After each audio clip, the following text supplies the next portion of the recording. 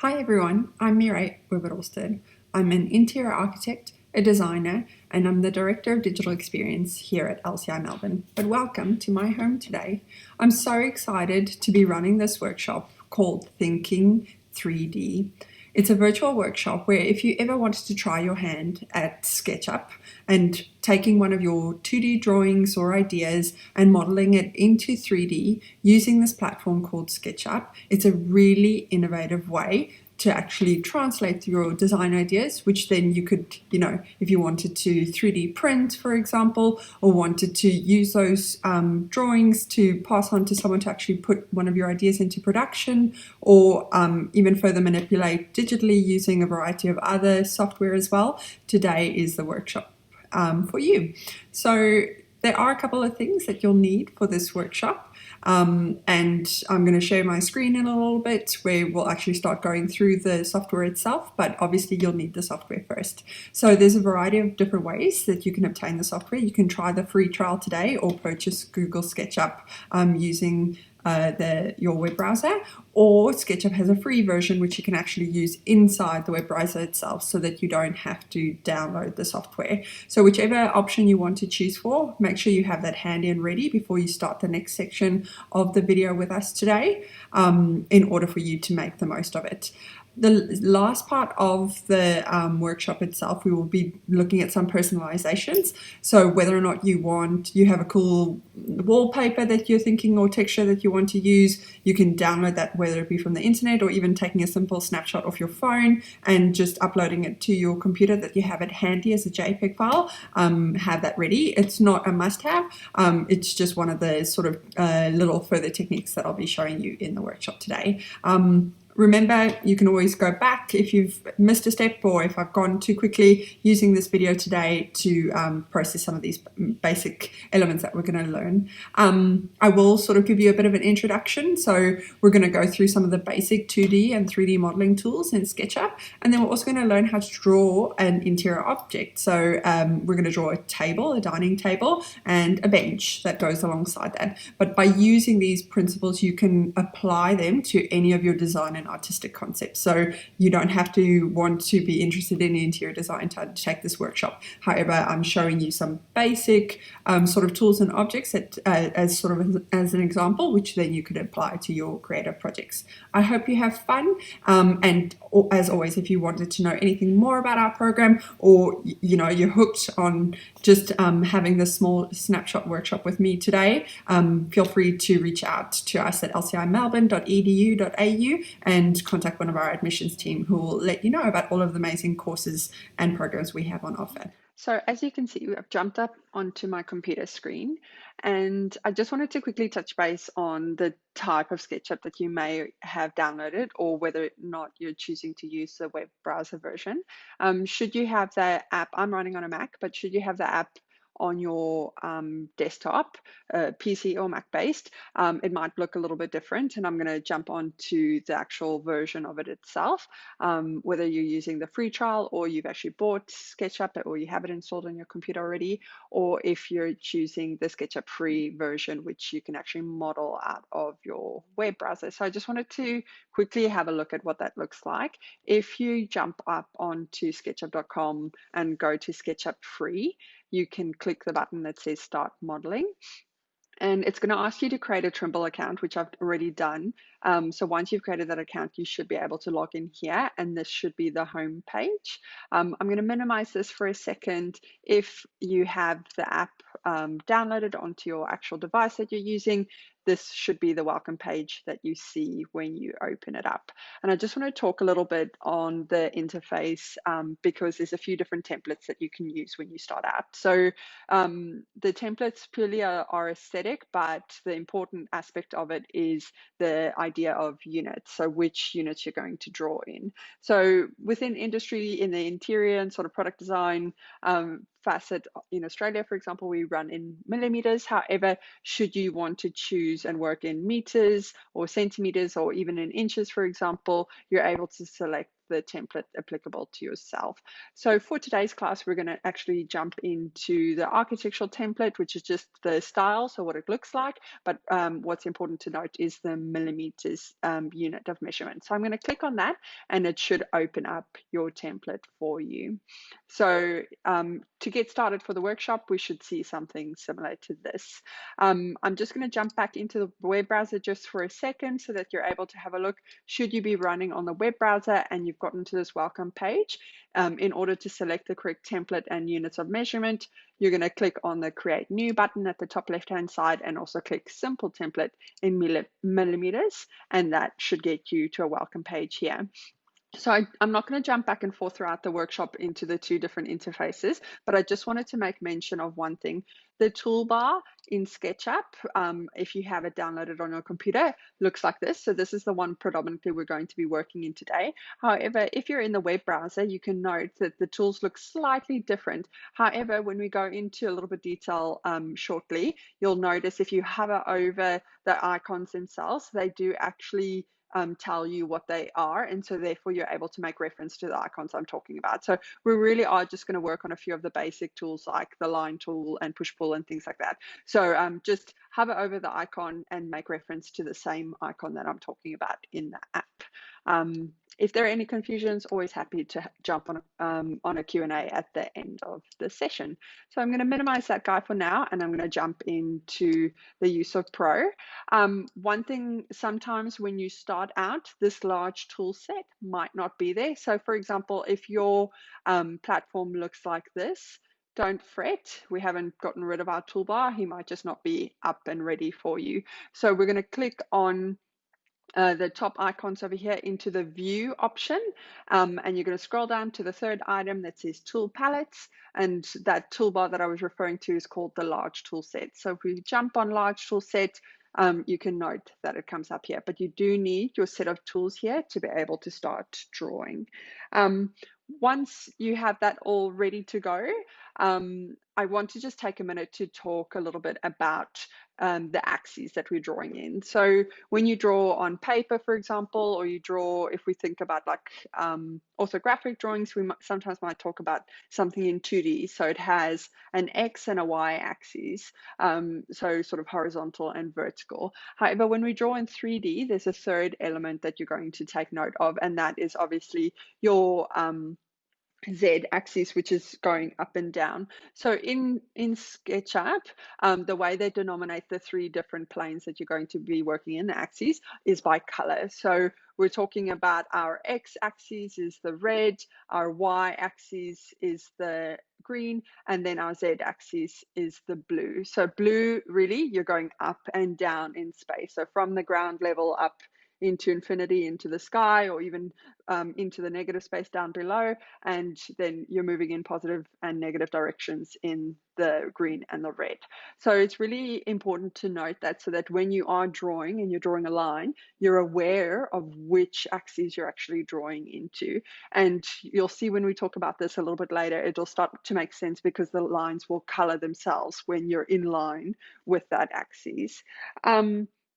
I want to really sort of just start working in the model space, and we've got our lovely SketchUp gentleman. You'll see, as I mentioned, in the web browser, it's there's a woman in the model.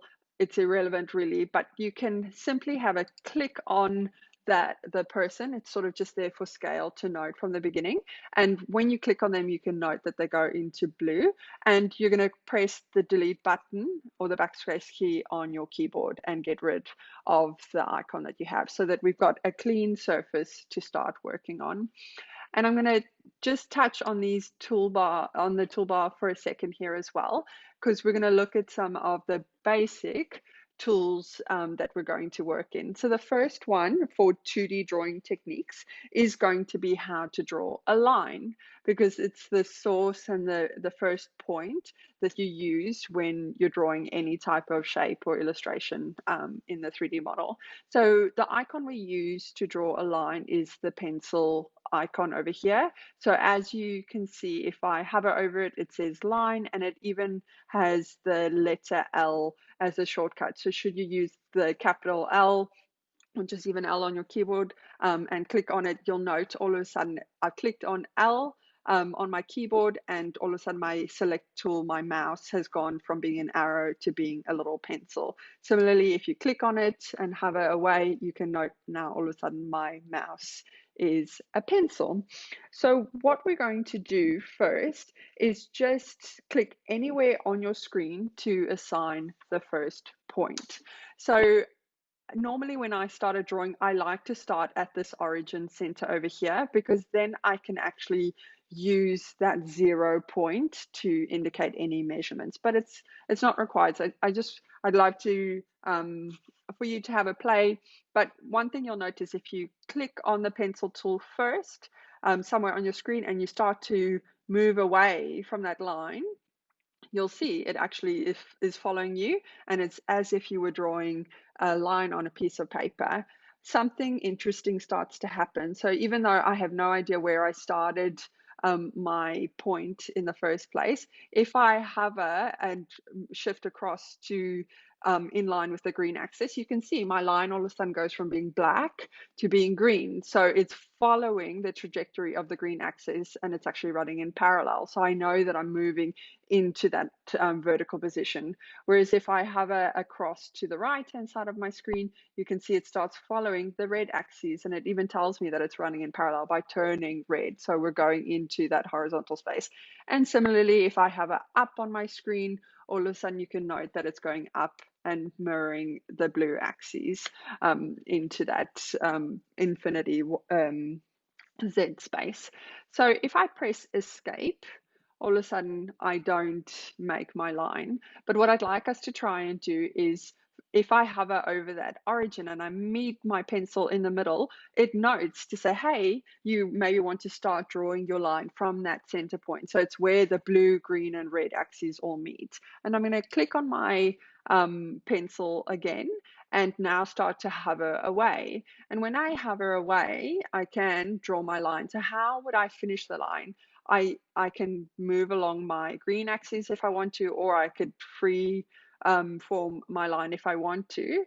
But before we click again to finish the drawing line, I want to make mention on in the bottom right hand corner over here, you can see that there's some dimensions that start to appear. So now I can actually think about how long of a line I'd like to draw. And this is really important when you want to draw something to scale. So if you want to draw, whether it be an interior object or a prototype or a space, or whatever 3D, a piece of jewelry, if you're a fashion designer or a product designer and you want to create something, 9 times out of 10 you need to know how big it is.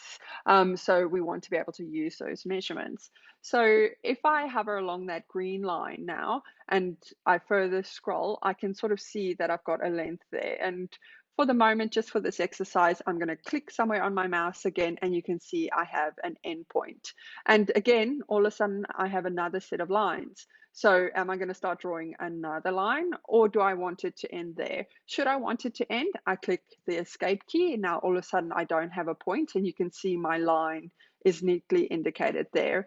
Should I want to continue and draw another line that sits alongside that, I can find the endpoint, so that it makes a little green dot there for you to indicate that. Click on that endpoint and again move away from my mouse, and now I'm drawing another line. So I'd like you to have a play just with going through drawing a couple of lines. You can connect them should you wish, or again, as I mentioned, if you press the escape key, it cuts ties with the line that you've drawn before, and you can start a new line. So pressing escape and moving across, you could play around in your various axes at drawing a line. So again, just drawing lines in all that space. I want to show you something because it looks like a lot of the lines are flat on the page, but then we've also got some lines in a plane. I'm going to hop over to another little tool, which is a viewing tool on how to actually look at elements within the model. And the one that I'm going to look at is called the orbit tool. So it looks like two little arrows that are hovering over a central line. If you hover over it, it says orbit, or O is the shortcut key should you use it on your keyboard. And when I click on that and move away, all of a sudden you can see you've got the same icon that becomes your cursor. I click on my mouse with the left finger and hold in. So I'm holding the actual click function and moving around. So that line, for example, this line over here that I thought looked quite flat on the page, if I start to move up within my space, you can actually see I was going down into the Z axis, for example, and a lot of the lines that I thought maybe were in line with the red axis might not be in line at all. So that's why the working within the axes, your red, blue, and green, is really, really important to ensure that you know in which area and which plane you are actually drawing in. So I'm going to pop our axes back over to where we were and started. So you might have seen I moved in and out slightly now. So using, if you've got the wheel or on your Magic Mouse on a Mac, the up and down function like you would do to scroll, I can then move in and out of my model then as well. But should I want to orbit, you're going to remember click the left key on your mouse, hold it in, and whilst you hold, you move your mouse so that you're able to orbit around to see where you are. So I'm going to move it back into those three axes now, and I'm going to actually delete everything that I've done here. So if you wanted to delete anything, there's a few ways to do it. You can press edit and select all, for example, and you can see that it highlights all of the blue things. If I press escape or click my select key, sorry, and move back and click anywhere else, it deselects what I've selected.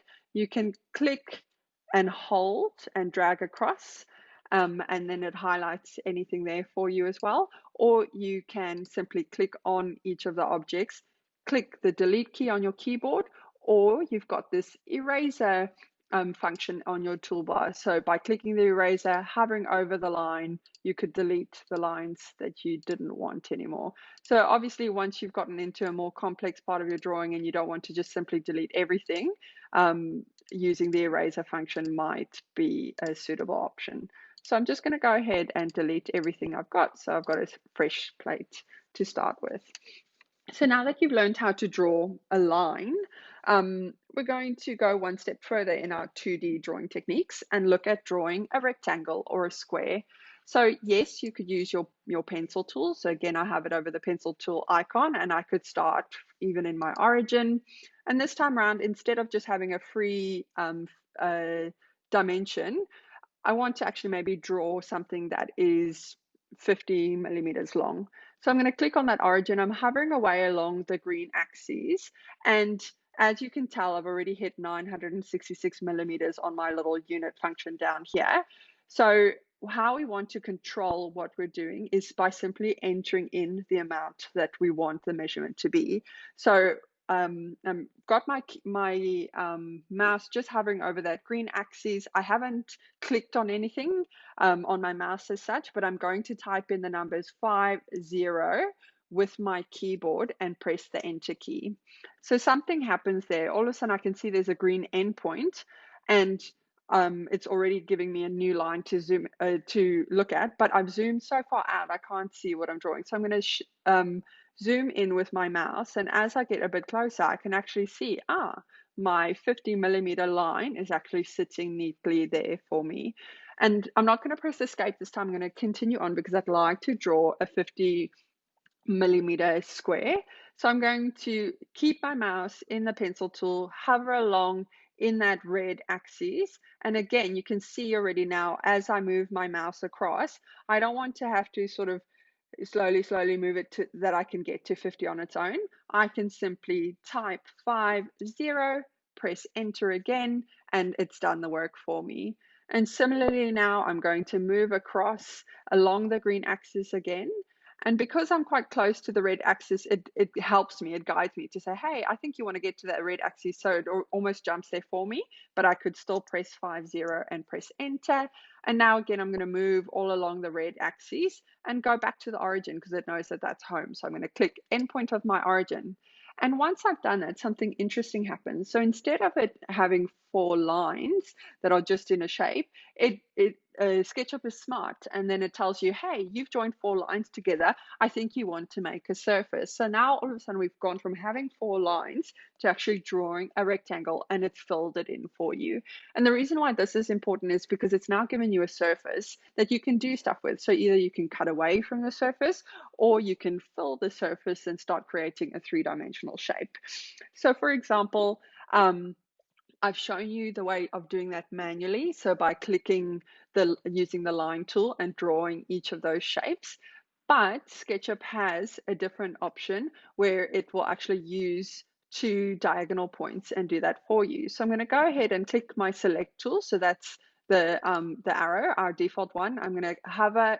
So I've clicked and hovered across this time to select everything, and I'm clicking delete on my keyboard, and I've taken it away.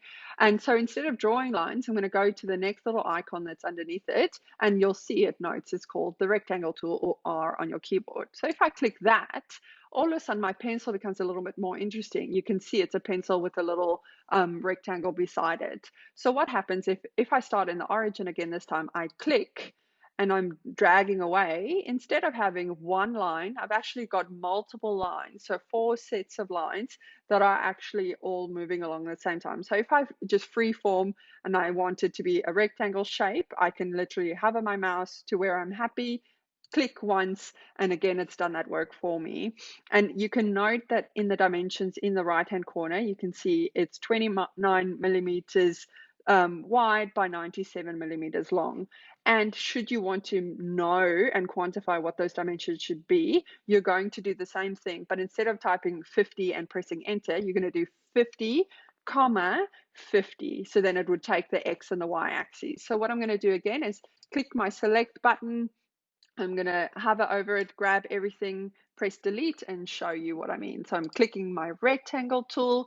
I'm clicking in the corner and hovering away in that axis. But now on my keyboard, I'm going to type 50, comma 50 and enter. And now I've got my square set up for me. So 50 millimeters wide by 50 millimeters long. And you can put in any measurements that you require.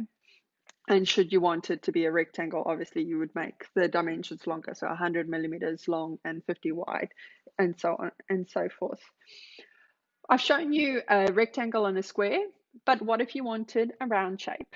So underneath your toolbar, the next option that you have is the circle tool. So if you click on the circle tool itself, again, you've got your pencil tool, and that looks a little bit different. It's got a round object next to it, and it shows you and starts to highlight this round element within your space. So you're going to click once, and if you hover away from the center of the circle, you can see now all of a sudden we're going to create a round shape. And this time, what is the unit of measurement that we can refer to? So if you think back to maths you did when you were in school, we're going to look at the radius. So that is that line from the center of the circle through to the outer edge of the circle that you can note. So if I wanted a dining table, for example, that was 100 millimeters wide, we would do half of that. So 50 millimeters and press enter. And there I've got a diameter of 100 millimeters across in my circle. So I'm just going to click on my orbit tool for the moment because I just want to hover up so that you can have a look at the shapes that we've managed to draw. So you can hover. So I'm clicking on my mouse on the left-hand side and moving my mouse left across.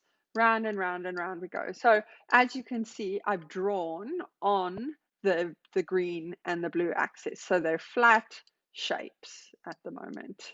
And I hear you. What about if we want to draw 3-dimensional shapes? And absolutely, SketchUp allows us to do that. But before we go into that, I just want to show you, I've shown you the orbit tool that allows you to move around. But another tool, especially before we start drawing in 3D, that also sits in our movement, so how we view, is the pan tool. So it sits next to the orbit tool. It looks like a hand. So the shortcut is H on your keyboard that you can see if you hover over it.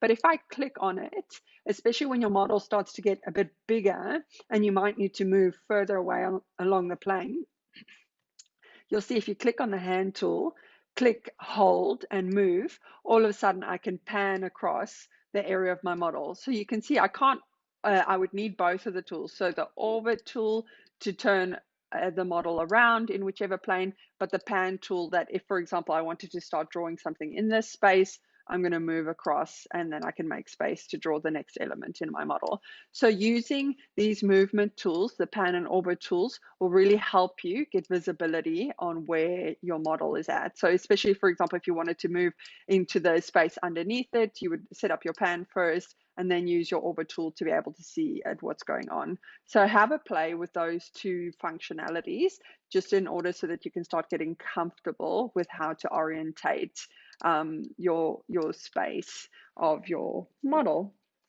So we've covered so far how to draw a line, we've covered how to draw a rectangle or a square, we've covered how to draw a circle, we've understood our movement tools, and so now the fun starts to begin because we can look at our 3D drawing techniques.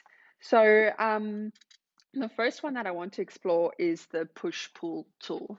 So we're going to move over into the center part of the toolbar here, which allows for the 3D functionality. So the push-pull one looks like a bit of a rectangle, or even sort of it's got three-dimensionality to it with an up arrow, and the shortcut of it is P. When you click on it, you'll note that it indicates the icon, and you'll see that I've kept the square that we drew before and the circle we drew before because I've got a base that I can work with, a plane that I can work with. And by using the push-pull tool, we're going to take the plane of that base and we're going to lift it either into the positive space or into the negative space. So I'm going to click with my left mouse button, hovering over the object that we've drawn already, and you can see all of a sudden, I'm going to zoom in so that you can try and have a look. It creates little micro dots to indicate that you're hovering over the plane. So if I jump and move my mouse across to the other side, you can see all of a sudden it's gone from being gray to having like those blue little dots. So it's saying, hey, I can see that there's a surface there. Is that the one that you want to push or pull? So by hovering over it again, clicking on that left mouse button, and now I'm going to move upwards. And when I move upwards, all of a sudden you can see I'm transforming this two-dimensional shape and giving it some volume. So now all of a sudden it becomes a three-dimensional shape. And again, before I let go, I just want to note in that bottom right-hand corner where the distance is, you can start quantifying and say, hey, how tall do I want this object to be? So if we wanted it to be a perfect cube, for example, we know it's 50 wide by 50 deep, 50 long by 50 wide, and we want to make it 50 deep, then we could type in 50 on our keyboard, press enter, and all of a sudden we have a perfect cube. And again, I want to try and have a look and see what's happening either side, and we'll use our movement tool. So using orbit, I can click and hold and move to the side, or I can even pan it across so that I can see a little bit more, and I've set myself up so that I can see nicely, because maybe let me try and do something pushing and pulling with the circle that we have here. So again, going back to a push-pull tool, clicking on it, hovering over the surface itself so that you can have a look at which object you're selecting, clicking once, either lifting up. So here I can see I'm turning it into a cylinder. And just things to note is you can actually push it into the positive space, or that's why it's also called push pull. So you can move it down into the negative space if you want to. So I'm just going to push it down for the moment, and I'll just let it go wherever I finished up on. I'm zooming out just with the wheel on my mouse.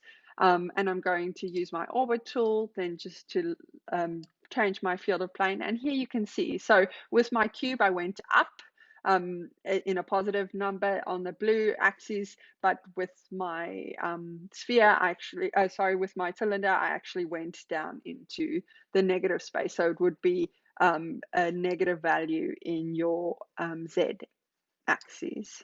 Okay, so have a go with playing with the push-pull function, and just remember you don't have to use one of the objects that you had already created. If you wanted to use your pencil tool, and just making sure that you've got a flat surface to work with, so look at where you're starting.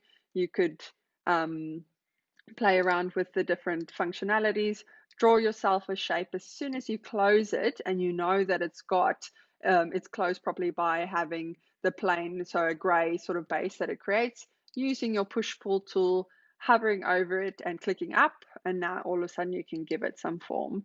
And already there, using my orbit tool, I'm just going to move around, you can start to see how you can actually model an item with a three-dimensional component, which is really, really exciting to see. And now I think you'll probably ask me, okay, great, I can create some basic shapes, but what if I wanted to cut into the model? So imagine if it was a piece of clay, for example, that you wanted to start chipping away at and cutting away at. How would we go about doing that? And we're actually going to use one of the principles that we've learned already. So using the pencil tool, we can draw a line that represents where you would like to cut. So for example, if we take this cube that I've drawn over here, for example, I'm going to go over to my pencil tool, hover over it, and I'm going to move across to my cube. And now I can see that I'm struggling because I want to be able to get on top of it. So don't feel like, and that's why the movement tools are so important. I'm just going to click on my orbit tool quickly now again, get myself in a better position, go back to the pencil tool, and now at least I've got visibility of what I'm doing on top. So think about it as if you were taking drawing lines on your model itself to then be able to take scissors and cut it, or a knife or whatever, and chop away at it. So we're going to use the pencil, and I'm going to find this edge, and you can see if you hover over lines, all of a sudden it tells me, hey, you can put yourself on a point on this line. And something interesting happens, which is important to note as well. When you hover halfway through, it grabs the midpoint. So it's the middle of this line over here. So I'm just going to use the midpoint as a reference this time, and I'm going to hover over in my green axis, and let's maybe also take it halfway. So half of that 50 is 25. So in my length on the bottom right hand corner, I'm going to click numbers 2 and 5, press enter, and I've finished that line. And now I'm just I want to cut a corner of it away, for example. So I'm going to hover over in my right hand plane all the way until I hit the edge and that midpoint, click once and let go. And I'm going to just hover over to my select tool. So now you can see I've drawn a pencil line there, basically using my tool, my line tool, to indicate I'd love to cut away there. And so then what other tool could we use to do that? So I'm going to actually go back to my push pull tool.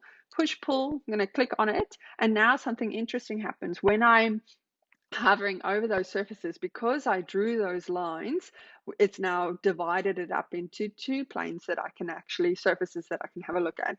So I want to cut away in this area over here. So using the sort of gradient dots that it comes up with, clicking once, and if I hover down, all of a sudden it's taking away that space. So I'm going to move and shift it down.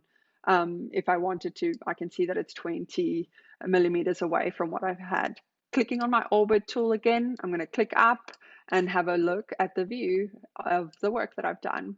So have a go at trying that, potentially even with the cylinder shape. So if using my pencil tool, my line tool, sorry, that looks like a pencil, I'm going to find the end point so that it's an area of it, and imagine this was a slice of cake. So I'm going to see if I can find the center. And sometimes you can hover it and you can find it, and other times it just takes a little bit of hovering over it until you find the reference point. Clicking on it once, and then I'm going to do the same thing. And again, here it starts to give you a bit of an indication of where are some points. And I'm going to choose this endpoint, for example. Clicking back on my select tool, I'm going to set my orbit up nicely so that I can have a look at what I'm doing. Clicking on the push-pull tool, and again, it's divided up the spaces for me, and imagine that was a slice of cake that I'm now chopping away at. And I'm going to go all the way to the bottom, the side, because something interesting happens. Once you get close to the bottom, the plane is sort of there, But if you click away and you match it in line with the bottom point and I press click, it actually takes the whole surface away. So here's my block of brie or my beautiful cake that I've cut away at, and you can note that you have the option to cut away at an object that you'd like. So you can do this in a variety of different ways, especially if you're focusing on interior shapes, for example. If I just take this as an example, imagine it was a window of an interior of a building, for example. And this time around, let's try a different tool. I'm going to use my rectangle tool, and if I hover over this surface over here, you can see naturally it wants to say that it's on the face of that surface. So if I click once and I hover away so that I'm sort of imagine I'm creating a window there, letting it go, click on my select tool, my arrow. Again, here you can see it divides it up into two planes. I'm going to click on my push pull tool. Maybe I won't click push pull tool. So we said we wanted to create a window. So instead of using the push pull tool and moving it out, I'm actually going to use my select tool, hover over it and click it. And how did we say we get away? We remove lines. So by clicking the delete button. So now all of a sudden you can see, so I'm going to use my orbit tool again. I've actually deleted the object that I had, the plane that I had sort of divided. So now you could start to see that you could actually create interior and exterior spaces and walls and the like. So definitely have a play with that. And for example, you're not limited by rectangular shapes or circular shapes with one or the other. So for example, if I wanted to create a skylight in this building that I've drawn, click on the circle, letting go on the face again, clicking the select button, hovering over our circle, and I'm clicking delete. And there I've got a circular object that I've taken away. And then don't forget, you can always use your line tool as well to create cutaways and openings within your space. So that shows you how you can cut away. And similarly, you can also add objects into the space. So for example, we had our cake here, and imagine we were prototyping a 3D object that we now wanted to add other cylinders on top of the circle. So we're going to grab our circle, create another circle on the face itself. And now you can see there's one plane, there's another surface there. I'm going to click my push pull tool, I'm going to hover over this circle, and now all of a sudden I've created another object on top of my cylinder that I had created. So these are some of the basic three-dimensional tools though that allow you to start personalizing your model. And now I hear you. Sometimes if you might know the measurement that you want to draw, but especially whilst you're prototyping, you're still trying to investigate. So you might use your eye and say, oh, okay, I think that looks high enough, but maybe I do want to understand how tall is it? Or, have I gotten the proportions right? So if we move down into the lower section of our toolbar, there's a tape measure option. So it looks like a little tape measure, and the icon T is the shortcut on the keyboard. If we click on it, our icon becomes a little tape measure. And if I wanted to know, if I wasn't sure what the dimension of our slice was, for example, I can click on the starting point, so where it makes a green little circle, all the way until I hit on the end. And once I click on it, here, it actually indicates the length as well as the coordinates once I click. So moving from there to the end, before I let go, it's already indicating to me that it's 50 millimeters long. Once I press the click button, it actually gives me the coordinates of where I am on my axes, which is why I said to you that it's always important. If we start at the 0 at the origin here, then automatically I know that from there is my 0 point, and I'm moving across, that I am on 50 across on my coordinates once I click the N button there. So 50 on my X, on my red axis. Okay, so it's giving you red, green, and blue in order. Okay. So now we're going to look at some further tools that we can look at for developing our models, especially when we want to move things. So I'm going to ask you then just to zoom out potentially, get your orbit set up, and have a go at selecting everything and pressing delete for me. Great. So now that you've had a go at doing that, as I've mentioned, get your orbit set up, that you're all good to go. And what we're going to do now is actually look at a few moving tools. So grab, whether it be a rectangle, circle shape, whatever you may have, orientate yourself that you're good to go. And we're going to try the move tool. It sits next to the push pull tool. And this will give you the option that if you had drawn something in your model and you want to push it closer together to another model that you may have, or you want to move it across to make space for the next thing that you're going to draw, you have the functionality to do that. So the first thing we're going to do is select the object that we have. We're going to click on the move icon, which is the one that I said it's next to the push pull. So looks like the arrow. You can click anywhere on your object itself, but I like to use the endpoints, the corners, because then at least then you can start to navigate down your red axis or down your green axis, and you can also go up or down in your blue axis, and you can actually move it across. So by hovering, and then once you let go of your mouse, you've now moved it across. And similarly again, if you want to select something and move it closer. So for example, imagine we had a circle here, which I've now drawn next to it, and I want it to butt up right next to the line of the rectangle that I've drawn. Another way of selecting everything within the space, we've been using this tool here, but can you see it starts to get a bit tricky once you've got round shapes then as well. You've got to hover over it and click it. Another way that you can do it is simply by double clicking all again and again until you reach all of the outer perimeters of your area, because if you click once, you're just going to grab the plane, double click again, and you get all of the lines that meet the circle, edges of the circle. I'm going to click my move tool, and again, maybe this time around I want to grab the end point of that line here. I might grab my orbit just so that I can see a bit better, turn it around, go back to my move tool, click on that line, and again hover across until we can see it says it's on edge. So click and let go, checking my orbit, and now you can see the two areas that I want to are sitting up nicely next to each other. So have a go at playing around with the move tool. Obviously, you're always using the select function then to grab the items that you want to choose. Do bear in mind when you start moving things closer up together, as you can tell now, once I selected there and I double clicked again, it wanted to grab everything because these two areas were touching. So once you join things together, it becomes trickier to move them apart.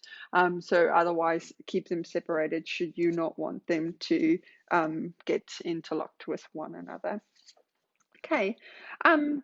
Another element which I think is just important to note, just before we look at these basic tools and we can start drawing our design, is this idea of scaling. So for example, if I'm just going to really quickly just draw a 2D shape, I've drawn a square, I'm going to use my push-pull tool. I'm going to push it up, so it's now turned into a cube.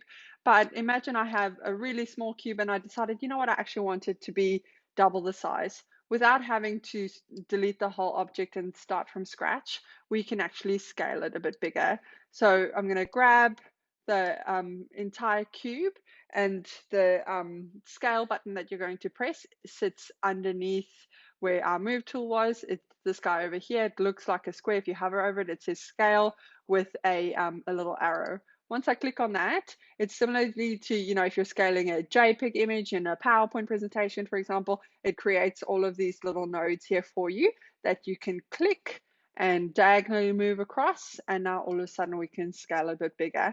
And I'm just going to undo what I've done there. So I pressed Command Z or Control Z on your keyboard, which is also the same as doing edit and undo, for example, in your panel. and go back to the size, because imagine I said I wanted it to be twice as big. By clicking on one of the corners and hovering up, you can see the scale factor that's coming up here in my right hand side. So if I wanted it to be twice the size, I'm going to put 2 and press enter, and now I know it's double the volume of what it was before. So that's also just another handy little trick. And similarly, if I wanted to stretch an object, you're using the same tools. So again, double clicking now until I've grabbed everything, selecting my scale, but instead of using the corners that where you can see it says it uniformly scales, I'm going to click one of the middle nodes in your planes. If I click once and I hover across, I've now gone from having a cube to having a rectangular 3-dimensional shape. So you're able to stretch it accordingly. I'm going to Control Z again, just shift again, and if I wanted to do it in a different plane, I could do it in my green axis and do the same thing. So now all of a sudden I can really start to transform what I want my shape to look like. And especially when you're thinking 3-dimensionally, and how you actually want to morph, those little tools are really, really handy. So I feel like I've given you all of the basic tools that you need to know in order for us to tackle our little design challenge today. So what I'd like us to do now is set yourself up with a blank canvas again. So orientate yourself with your orbit tool. You're going to select everything and click delete so that you've got a clear surface to work on. And we're going to, as part of our workshop today, actually draw an object. So this object has dimensions, it has scalability, and it has the principle, all these little tools that we learned step by step earlier on, and apply them all together. So it's going to be a table. Think of it like a dining table, and we're going to draw a little bench that goes alongside that. Feel free, remember, just to stop at any point in time and go back through the video if you want to go through some of the tools and things that I've mentioned before, but I will go step by step and reiterate which of the functionalities of the toolbar that you're going to be having a look at. So we're going to start with our dining table, and we're going to start with a rectangle, and this rectangle is going to be 900 millimeters wide by 1800 millimeters long. So I can do it one or two ways. I'm going to just use my line tool, and whether you draw it along the green or along the red, it really doesn't matter. It's personal preference, because you can always turn and move the model once you're ready. So I'm going to start with my green axis. I'm clicking that center origin, going down the track, and I'm going to type in 900 and press enter.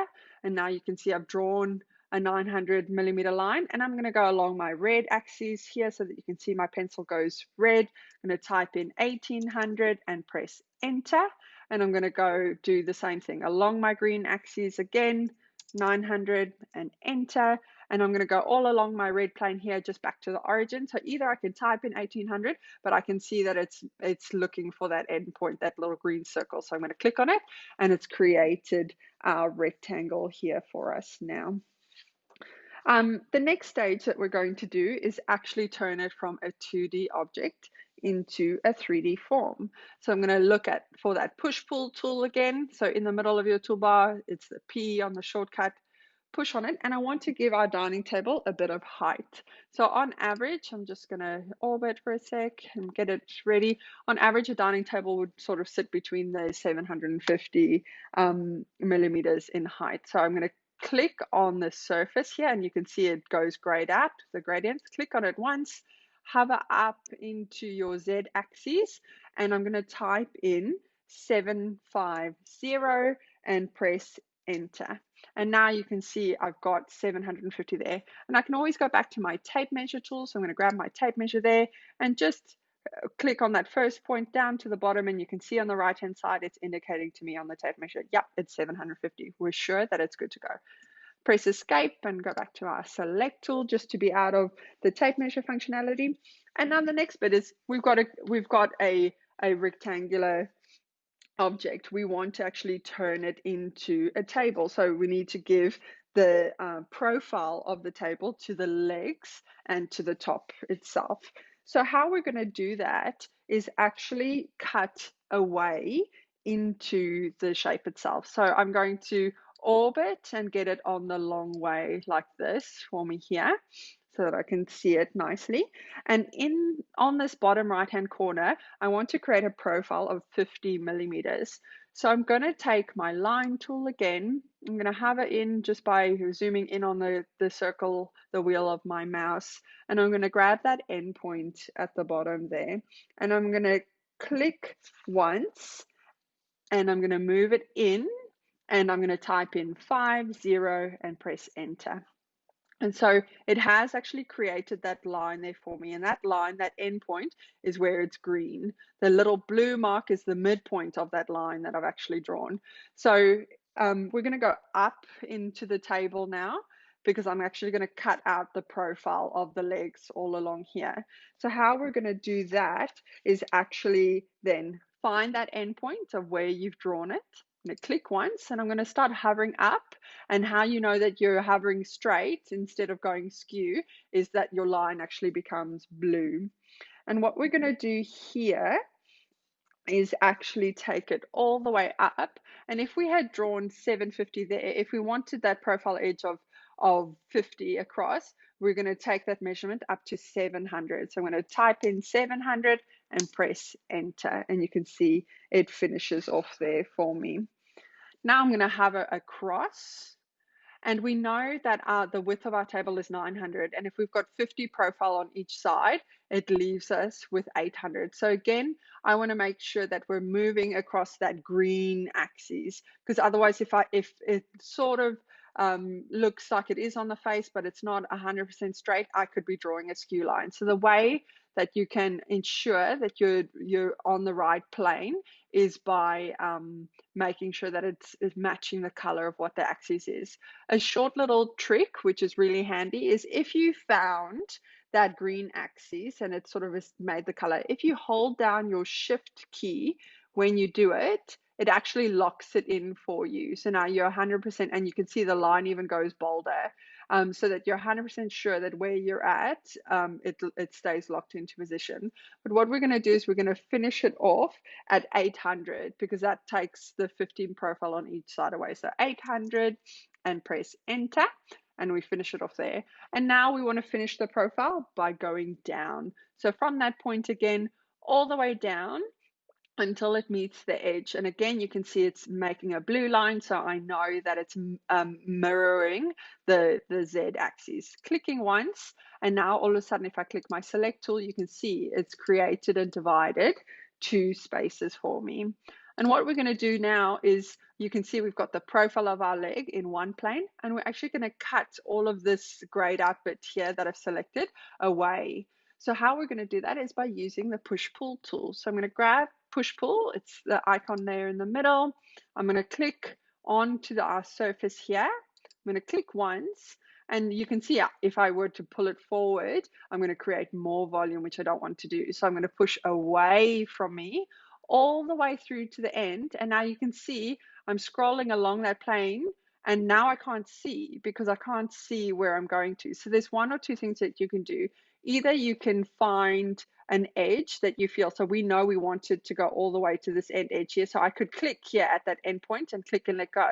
But I do want to just show you, if whilst I'm still in this position, I'm going to click on my orbit tool, I'm going to scroll myself into a plane here and go back into my push pull. I'm back at where I was. I'm going to keep hovering all the way to the end point there, and you can see when it makes a transparency of like that blue white, if I click once and let go, I've cut away the entire volume of that inside part of the table. Okay, so a couple of ways to do that, but the principle was we drew our 3D form, we drew the profile of our legs here, and then we used that inner surface and we cut it away across. So now we want to do that in a similar fashion, but on the opposite length of the table. So we're repeating the same steps, but I'm going to grab my orbit and move it across here. And we want to create a 50 millimeter profile all along here. So grabbing my line tool, I'm going to start in that bottom left-hand corner, hover across to the right, type in 50 and enter, go back to where I can find that green endpoint that I know it's the 50, go up all the way. And here again, if I hold the shift key, I can see it's going to lock into that blue element, and we're going to type in 700 and press enter. Going to hover all the way across. So this time now we're looking at the length. So we said that our table was 1800, so it's going to be 1700 in total with the profiles. So we want to take it across to 1700 and enter, and then I'm going to go all the way down. You know, if I hold the shift key, you can see it's blue, it's locked in all the way to the edge, and I finish it off there. And now we're going to do the same thing, but again, I find it tricky in the view that I'm in to be able to push pull backwards. So I'm going to use my orbit key again and just angle myself a little bit to the side so that I can see a bit better. Clicking on the push pull tool, hover over this surface that I've just gone and drawn those lines for, and I'm going to click once and I'm going to go in, and you see it says that it's limited to the 50 because that's the profile of the leg that we've drawn in the other plane. So clicking once, and this time when I click, it hasn't actually deleted it because it's holding on to this internal wall that we've got here, that internal shape. So what do we do then? How do we get rid of it? We can use our select tool, hover over the plane here, click on it once so that it grays out, and we can either use our eraser tool and grab it at the edge there. I'm just going to undo and show you. I prefer to use the delete function on my keyboard, so I'm going to click once, press delete, and now you can see it's grabbed the inner plane, but it hasn't completed the lines. So we're going to grab that line again, press delete, and we've gotten rid of the inside plane. Okay, so now we can start to see our table come to life. We've got two planes already cut away, and we're going to repeat the same steps. So especially if you're still finding this a little bit tricky, watch this again so that we can repeat the same process. So this time around, let's start in this right-hand corner. We're going to grab our line tool. I'm going to start in that bottom corner where it makes a green dot. I'm going to go in by 50, so clicking once and hovering along that red axis line, typing in 50, pressing enter, looking for the green dot again. I'm going to click it once, go all the way up until we type in 700 and enter. I'm going to go carry on with my lines again. So make sure that they're not black. We want to find where it snaps that it's red, sorry, all the way down and typing in 1700. And then again, all the way down. We can hover with the blue line. I can see it's mirroring it in. I can type 700, or I can click on edge and I can see it's finished. Using my orbit tool, I'm just going to move it to the side here. And now I want to cut away this internal surface that we've created. So I'm using my push-pull tool, hovering over this element here, going inside until it's limited to the 50. And again, it's still kept that 2D plane there for us. So we can grab the surface, press delete, we can press the line and press delete. And now we can really see our table has come to life. Okay, so here we've got a table with a known volume. We know that if we use our tape measure tool, I click on it, hover all the way down, it is 1800 long and it is 900 wide. And if I check the height, it's 750 millimeters deep. Okay, so we're going to do the same principle. So I'd love you to try and draw a bench that would sit and go with this table. So the bench is going to be 1600 wide, 400 deep, and 500 millimeters in height. So same principles apply. I'm going to go back to my select tool. So my tape measure is not still on.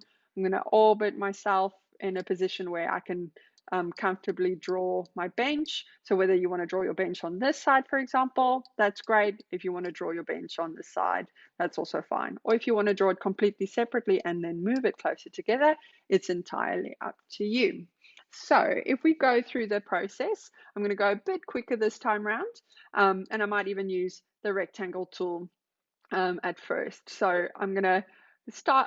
I like to sometimes use the other reference points that I have. So if I click on that corner, I'm not clicking. If I hover over this corner, sorry, I'm not going to click anywhere, but I'm just going to hover along it so that I know that I'm sitting on that red axis. And I'm going to move forward within this plane. And so we said we wanted it to be 1600. So I'm going to type 1600 and then comma. and we're going to make it 400 in width, and I press enter. All of a sudden, instead of having to draw each of those 4 lines and create the shapes, I've got a rectangle all sorted for me. Go back to my select tool. I might even turn and hover it around this way now so that I can see a little bit better in terms of what I'm doing. And we want it to have a height. So how do we do that? By taking a 2D form into a 3D form. Oop.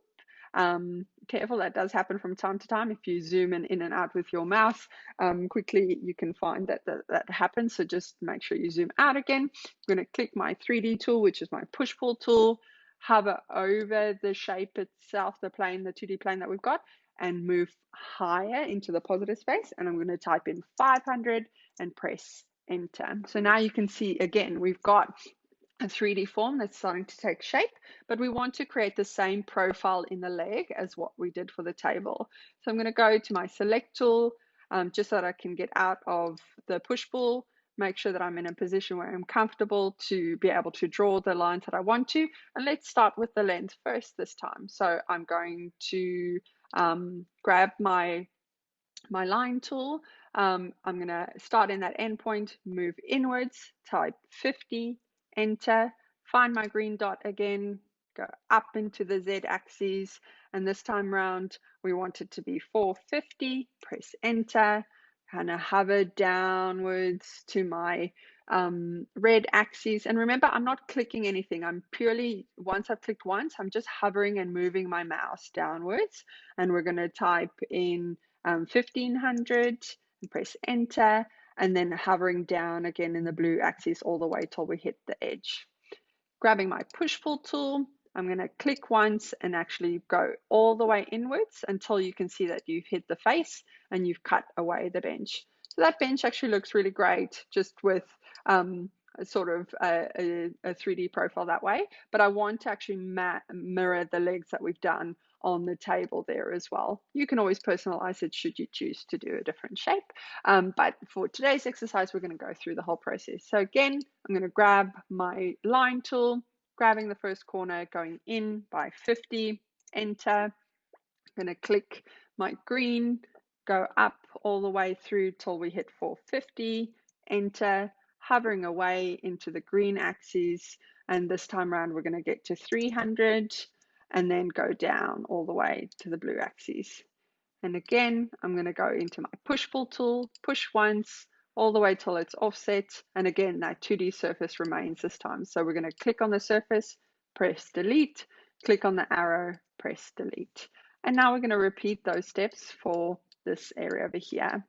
So last one, and now you can see it starts becoming a bit tricky because I've got another shape in the way. So if you find this difficult to draw here whilst you're sitting under the table, there's nothing stopping you from clicking your select tool, clicking your entire object, and we're going to go back to that move tool that we learned about earlier. So the M shortcut, or the one that looks like the 4 arrows, I'm going to click somewhere on my bench and just move it down along a little bit. And you can see I'm not moving it into a random plane. I'm literally just going in line with that red axis. And if I press my shift key again here, you could see I could move up and down and it's locked itself into that axis, which is the benefit of using that handy little tip. Because otherwise I could move it and I think I'm moving it down, but I'm actually moving it down into negative space. So if you find where it's in parallel with that axis, holding the shift key down and just moving it down slightly. Now when I go to orbit, I can actually just get access to that area a little bit better. So again, just deselecting there, I'm going to start drawing. So clicking my line tool, starting in that corner, going 50 millimeters in, going using that endpoint with the green, going up, and it's 450 up, typing 450, pressing enter. We're going along to the right-hand side here, so we're going to type 300 and enter, and then finishing it off nicely down the blue axis all the way to the edge. And again, push-pull tool, going in all the way to the limit, and then again, it doesn't go away. So if you use the erase tool, just as a different, I'm going to click on the line at the bottom there, and it gets rid of the line and the surface it attaches to. Going to grab my orbit, and now you can see there's my bench and there's my table. So the bench is sitting a bit far away from the table. So let's have a look at moving it so that it sits in line with the bench. So going to grab my select, so just your arrow, grabbing, hovering over it, and then I'm going to move it, and I'm going to do it in 2 steps. So I'm going to just to make sure that we're sitting in line with the red. So we're going to click once in the corner and move it all the way down until we see it sitting nicely inside, and we can measure it so that it's sort of sitting inside it. But now it's sitting straight under the table. So if I click on my orbit tool and I'm moving inwards, it's sort of sitting really underneath the table. So we want to, let's push it out in the green a bit.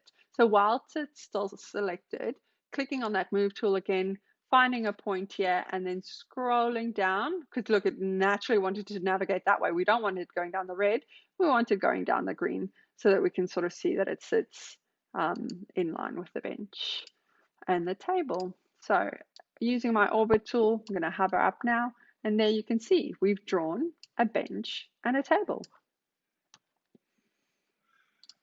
So what are the next steps? You don't have to go and draw the bench again. Should you want to create a separate bench, you can actually copy it and you can paste it. So I'm going to click my select tool. I'm going to double click on the whole thing. I can say edit, I can copy it, and I'm going to say edit and paste it. And here I've got another bench. So I'm going to see if I can use that as an image and sort of just hover away from it so that it's sitting in line with the previous one. And I've got two benches now all of a sudden.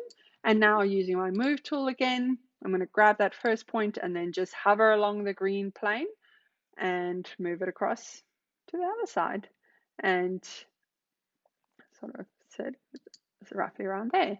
So on my select tool, on my orbit, now I've got my two benches and my table all ready to go. And we can personalize it even further. So we've got the base, but imagine you want your table to be yellow or pink, or you want to add a few textures as well. SketchUp really does give you the option to do that. So I'm going to talk to you about one more tool. So I've got a few textures that I've saved as well that I'm going to have available here as well that I make reference to, but they're just pulled off the internet, for example, or if you found a really cool pattern, or like whether it be a tile or a wallpaper finish or something, and you have a photo of it, you can upload it onto your computer and use it as well.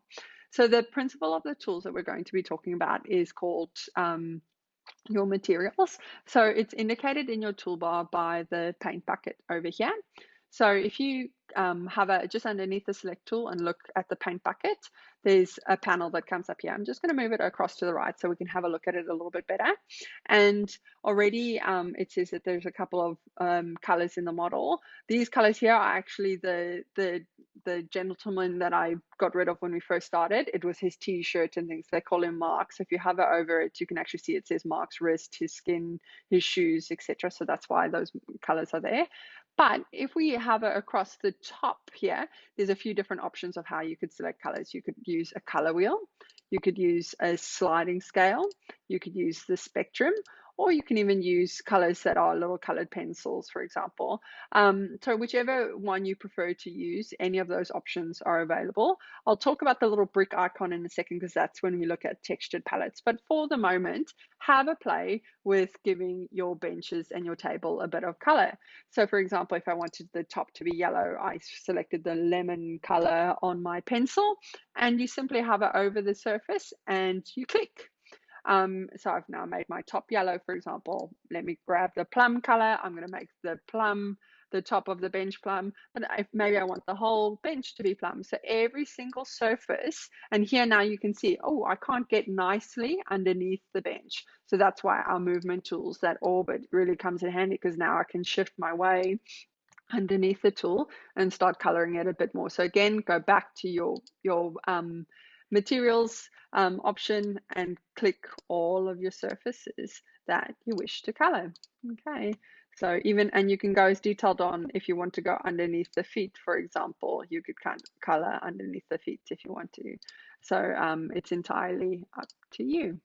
Okay, so have a play with that functionality, whether you choose then, you know, the slider, and you can look at RGB or CMYK, which is like different profiles if you want to find a color that you want to look at and you want to color the objects accordingly. Okay, so have a play with that. And, you know, they all don't all have to be the same color. You can match profiles across the board, or if you look at your scale of slider. And one thing I guess also to note is you can use the dropper. So for example, if I love the SketchUp icons red and I want to match it, I can grab the dropper and actually move over where the red is on my screen, and all of a sudden I can apply that red within the space. And also if you've got, you know, a company color of an object that you're looking at creating, you can make sure that you match those colors accordingly. So I've had a play around here and grabbed all of my different colors. For example, I've got a multi of colors, and sometimes you need to just go a little bit closer in, clicking and dropping all of my objects. So now I've gone from having, you know, a white and gray table, and again, remember your pan tools. So the objects and things that you can't see, you need to be able to color in. So I'm just, for the exercise now, gonna color all of these things in. Okay. Cool. So there you go. I've created a multicolored table and bench. Right, so we've spoken about colors, and should you want to then change your colors back to the colors that they were, don't delete the surfaces, because look, if you've seen what I've done there, I've literally using my select tool, hovered over the surface, you can see it's great, and press the delete button. I've taken the top off, and now I would have to redraw that if I wanted to change the color. We don't want to do that. So I'm just clicking undo here. If you wanted it to be white again, you can simply go to the last little brick function, which says colors in your model. And this little guy here that's sort of gray and white is the default color. So if you click on that, you can go back to the default colors that you had. Okay, so not giving it any color anymore. Okay, and clicking on your paint bucket and getting it back to the colors that it was. Okay, so don't fear that you're stuck with pink and purple and red for the rest of the model, should you want it.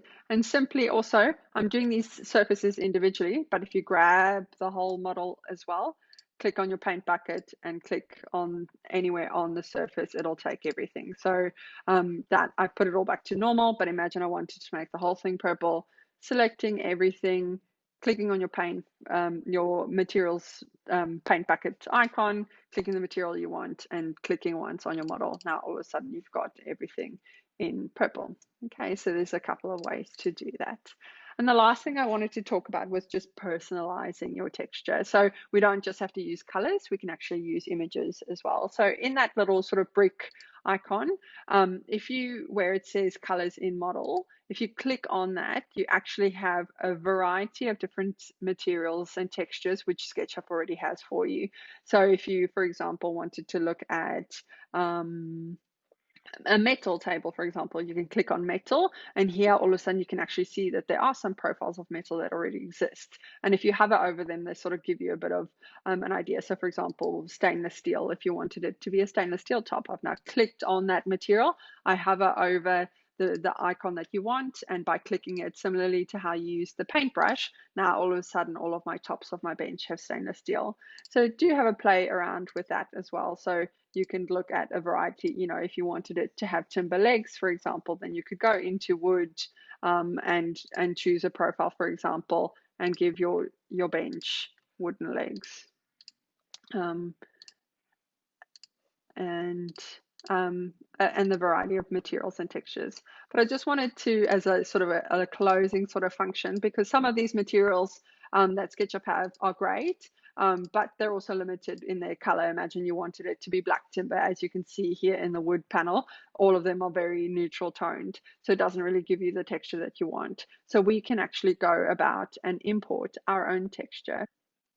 Great. So we're actually just going to have a look at putting our table and our bench back into the colors that were in the model. So by selecting everything, going back into colors in model, clicking on that default option and using the paint bucket. Oh. Selecting everything, clicking on the default and making it all the defaulted color. So now we want to look at importing a new texture. So I've got some tiles and some wallpaper, an image of the off the internet, which I've just grabbed, that I want to sort of import into this color space. So how we're going to do that is by right clicking over in the colors box and clicking on new texture. So when we do that, it opens up from where you want the file. So I've just saved those tiles. You can see there's some mosaic tiles that I want to incorporate onto the top of my table, for example. I'm going to select on them on the desktop and I'm going to click open. And it's prompting me to give it a name. So I'm going to call it mosaic tiles and a size. And I know in real life that those tiles are around, it's on a grid of 300 by 300. So I'm going to click on the 300 and I want to set what that height was. So I'm going to unbreak this link here so that I can custom make it, because if I keep it linked, as soon as I click the one, it'll adapt the other. So by unlinking it, I can actually set it into 300 by 300. So if you know what the width and the height of the image is in real life, for example, you want to scale it accordingly so that it's the right size. So if I click OK, now you can see my tiles are incorporated. So I'm going to click on the tiles itself and clicking it onto my bench. If I click on my orbit, now you can see there are all my tiles beautifully incorporated into my top. And that's a really quick way of being able to personalize the texture of your 3D object without having to go into another rendering software or manipulator software like Photoshop or rendering it in 3D, etc. So imagine I had my mosaic tiles and then I wanted the base of my top to be in my legs of my table to be in yellow. So there you can start sort of customizing it relatively quickly. Similarly to that, I have a wallpaper. Imagine if it was a timber table and it had a sort of a pressed wallpaper top as well that you could mount glass on top of it, for example. You could indicate that accordingly as well. So again, I'm just going to grab everything, put it back into the default style of what it was, making it all clean again so that we can import the next texture. So right click here, click new texture. I'm going to grab the wallpaper, which is my floral, and I'm going to click open again. And this time round, we might want this one to be a bit larger. So imagine it's almost a meter in width and in height, sorry, so 1,000 and 1,000. So it's a more large scale print. So I can call it floral wallpaper, pressing OK, and it imports it accordingly. So now I've got my wallpaper. I'm going to click it there, and you can see you could grab almost 2 elements of it. Should you want it to be bigger than what you've indicated, there's nothing stopping you from going back in again, double clicking on the paper and making it larger. So imagine we made it 2 meters big and wide because you were able to scale it. Clicking the close button, again, it would then cover that 1800 dining table accordingly. Okay, so I think that link, it didn't update to the height because it looks a bit squashed. So going in 200, clicking close, there you can see, so the flowers aren't as squashed. Now all of a sudden we've got one beautiful print on the top of our table. And then this time around we might choose sort of a, you know, whether it be a darker color. So if we go into our colors and potentially choosing, you know, a darker color, or maybe we want to pick up on one of the pastel colors of the table itself. So instead of picking a color, I could use my dropper over there, hovering over, I could pick that dark green, for example, and then color my table legs in line with the color. So again, I can't reach all of the elements. I'm going to grab my orbit tool and then click back onto my materials tool and color it in accordingly. Okay, so I might leave it with the wallpaper. I feel it's a lot more neutral in tone as well. I might then just grab each of our benches and color it in and render it accordingly as well. So I'm going to grab the whole bench, keep on clicking on my paint bucket and making it that dark green color. And similarly on this element here, double clicking until it's all selected, clicking my materials paint bucket and coloring it in. So here we've got, I'm going to just close the color panel here. You can see if we orbit around, it is a bit dark. But we've, and as you can see, the importance of orbiting around, you can see I've missed one section. So we might have to open our paint bucket again, go back and finish that off nicely. But we've got our bench and our table all built. Last few ones there, click, click, and it's ready to go.